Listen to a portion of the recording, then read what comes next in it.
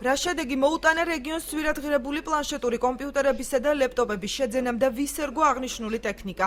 ლაშა ადამი ამჯერად კითხვით აჭარის უმაღლეს საბჭოსა და სამინისტროებს მიმართავს.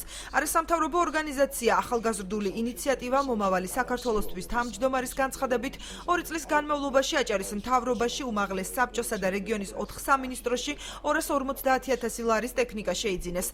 ადამია განსაკუთრებულ ყურადღებას სოფლის მეურნეობის სამინისტროსა და საკანონმდებლო ორგანოს უთმობს და აცხადებს, რომ ძვირადღირებულ ტექნიკას მაღალი თანამდებობის პირები პირადი მიზნებისთვის იყენებენ.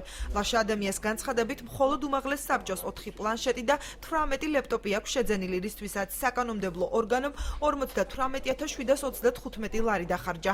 საკითხთან დაკავშირებით დღეს კომენტარის გაკეთება არც საკანონმდებლო და არც აღმასრულებელ ხელისუფლებაში ისურვეს. ჩვენი შესწავლის შედეგად გამოჩნდა, რომ უმაღლეს საბჭოსა და სოფლის მეურნეობის სამინისტროში ადგილი აქვს თანამედროვე ტექნიკის შეძენას, კერძოდ პლანშეტების და გაჩნდა შეკითხვები, თუ როგორ იყენებენ ისინი თავის საქმიანობაში და ხო არა აქვს ადგილი იმას, რომ შეძენა ხდება მხოლოდ და მხოლოდ პირადი ინტერესების, პირადი მიზნებისთვის ან თავისი ოჯახის წევრებისთვის. საკითხავია, სად მიდის ეს ტექნიკა და კონკრეტულად ვის სარგებლობს ამ ტექნიკით.